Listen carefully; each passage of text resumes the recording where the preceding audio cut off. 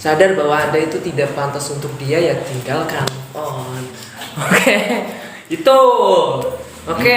Enggak, dia yang sadar. Dia yang sadar. Kudune gelo.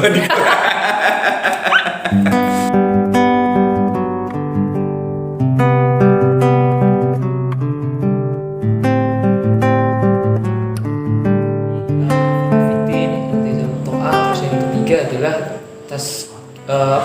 tazkiyatul qulub wa tazkiyatun nufus. Ya, tazkiyatul qulub wa tazkiyatun nufus. Yaitu kalau itu tazkiyatul qulub tazkiyatun nufus itu narasi tasawuf kan. Jadi apa ya? Kalau dalam pemahaman simpelnya itu integritas atau integrasi antara nalar fikir dan hati. Kesesuaian antara logika dan hati. Betul. Jadi apa ya? Kadang kan agar kita tidak terjebak nafsu saja. Saya ingat banget awal Matan berdiri itu 2008 Abah Lutfi Maulana Isam itu sudah memerintahkan untuk didirikan Matan. Didelay sama dengan keadaan ya, faktor keadaan didelay sampai 2012 itu dideklarasikannya 2012. Ketika sudah selesai deklarasi, teman-teman sowan nih sama Abah. Jadi tahun 2008 teman-teman semangat mempersiapkan, waktu itu ada Pak Muhammad Nuh Menteri Pendidikannya udah support, banyak lah jaringan yang support, tapi kemudian dibatalkan di tahun 2009 atau 2010 itu batal dulu.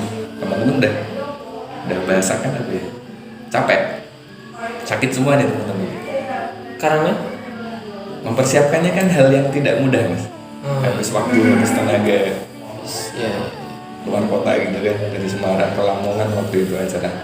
Terus tiba-tiba dibatalkan, teman-teman sakit. 2011 akhir diperintah lagi untuk mempersiapkan, 2012 Januari dideklarasikan. Ya. Setelah deklarasi, kita soal Abah. Ya. Abah cuma tahu ya mau ben berdiri di mata niku gak karena nafsu. Itu tadi kadang bahasa tazkiyatul qulub tazkiyatun nufus itu agar kita bisa membedakan ini dorongan nafsu apa ini dorongan yang baik, nafsu yang baik atau nafsu yang buruk. Nah di situ nanti korelasinya dengan asasul khamsah yang kedua, bahasa kita taat kepada Allah, taat kepada Rasul, taat kepada pemerintah. Nah urutannya di Matan, kalau taat sama Allah sama Rasul tentunya taat kepada guru mursyid. Iya. Karena berhubungan dengan toriko. Karena toriko itu bedanya Matan dengan organisasi yang lain. Jadi misalnya Matan punya agenda bagus, udah siap semuanya. Ya. Soalnya kita ke Rois Abah Maulana Habib Lutfi di Pekalongan, kita soalnya jalan. Abah bilang nanti dulu, gak jadi jalan. Berarti dawu itu di atas segalanya gitu lah. Meskipun kita sudah prepare sebagus apapun, kalau memang beliau guru-guru kita tidak menghendaki ya no. Karena tentunya beliau ketika mengiyakan atau tidak mengiyakan itu beliau punya pertimbangan yang lebih lengkap daripada kita ini yang masih nggak jelas ini ya, daripada analisis kita. Iya, karena pisau analisa kita kan seringkali tidak digunakan pada waktu dan tempat yang tepat gitu. Karena masih penuh dengan dosa gitu. Penuh dengan nafsu. Oke, nanti cut saja. Tidak, ini kan sudah sampai yang ketiga nih. Oke, yang keempat adalah hifdzil aurat wal adkar. Iya. Ya. Konsepnya itu bagaimana?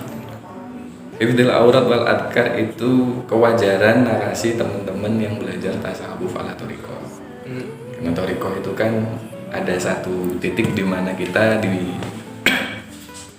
diajari ya, ditarbiyah untuk disiplin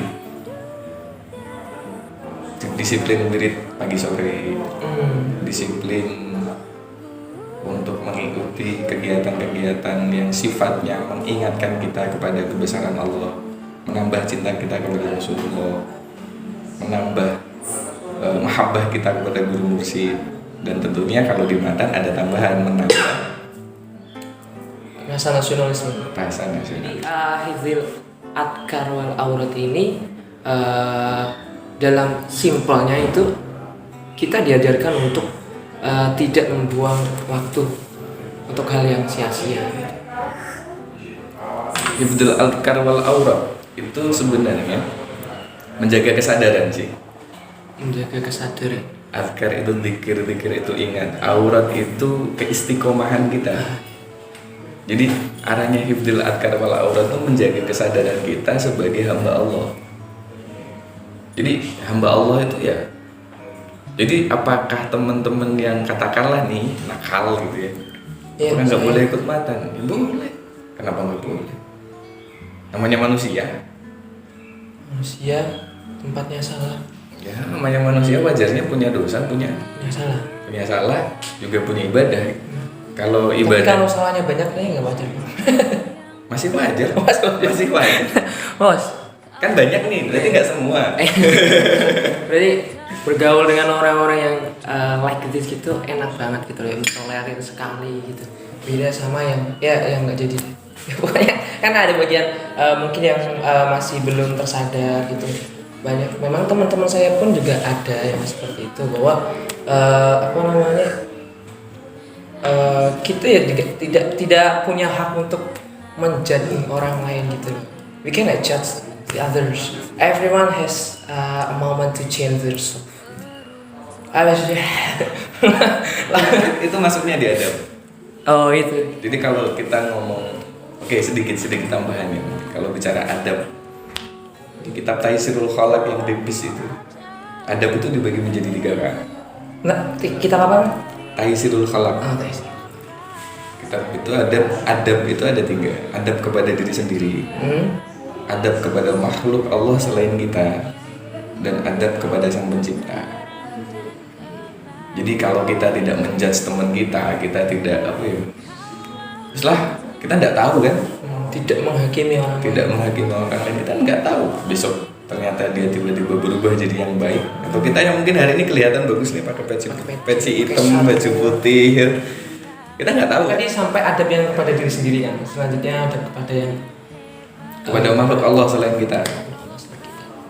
Ya, adab kepada makhluk Allah selain kita itu sesimpel cerita iblis kemudian dilaknat. Itu kan cuma karena iblis tidak ada adab kepada Nabi Adam, tidak ada adab kepada Allah, merasa lebih baik saja. Merasa lebih baik ya. Merasa lebih baik, merasa lebih benar, merasa lebih pantas.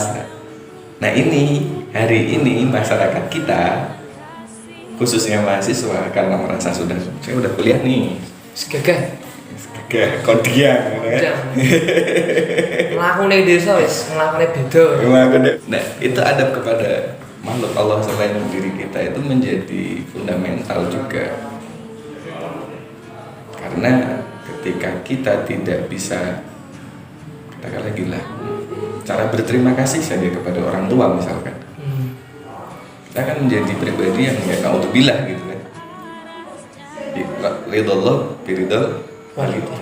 Bagaimana kita bisa mendapatkan ridhonya Allah kalau kita tidak berusaha mendapatkan ridhonya orang tua. Makanya pesannya yang simpel, kalau jadi orang tua yang gampang ridho sama anaknya, biar anaknya gampang dapat ridhonya Allah gitu. Di Bali gitu ya, udah jadi orang tua. lima. Oke, yang terakhir berarti dari 3 adab itu adab kepada Sang Pencipta Allah Subhanahu wa Ta'ala. Adab kepada Allah itu tentunya ya menyadari diri. Korelasinya kan tadi dengan adkar wal aurat. Iya. Tentang kesadaran bahwa kita ini manusia, minimal itu sih. Kita ini manusia, tidak mempunyai apa-apa sebenarnya, semuanya atas rahmat Allah gitu ya. Betul. Terus kita ini manusia, kita juga punya dosa, ya pastilah namanya manusia. Dapat pahala itu tentunya lah udah dijanjikan sama Allah. Jadi logikanya nanti ketika kesadaran kita sebagai manusia seutuhnya itu korelasinya dengan rukun iman sebenarnya. Rukun iman tentang qada dan qadar. Itu next lanjutan. Tapi minimal ketika kita sadar kita sebagai manusia, kita bukan malaikat, akhirnya kita nggak merasa lebih benar sendiri. Kadang kita punya dosa, alhamdulillah ini jadi umat Rasulullah. kita tobat selaginya nafas masih ada gitu. Kita tobat masih diterima. Ya kan, masuk Ar-Rahman Ar-Rahim gitu ya. Tuh, makanya apa ya? Kesadaran bahwa kita sebagai manusia, konsekuensinya idealnya kita menjadi manusia yang memiliki adab terhadap makhluk Allah selain kita.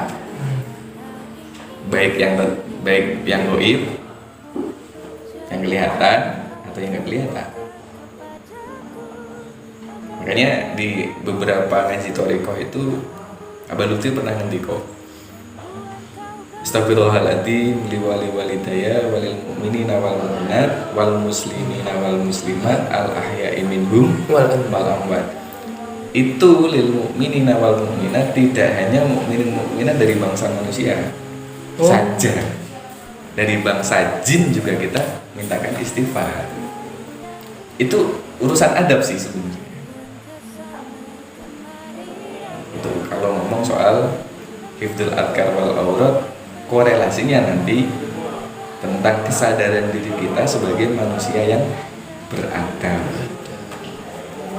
Balik lagi ke sadar bahwa Anda itu tidak pantas untuk dia, ya tinggalkan. Oke. Itu. Oke. Enggak, dia yang sadar. Dia Dia yang sadar. Kudune gelo.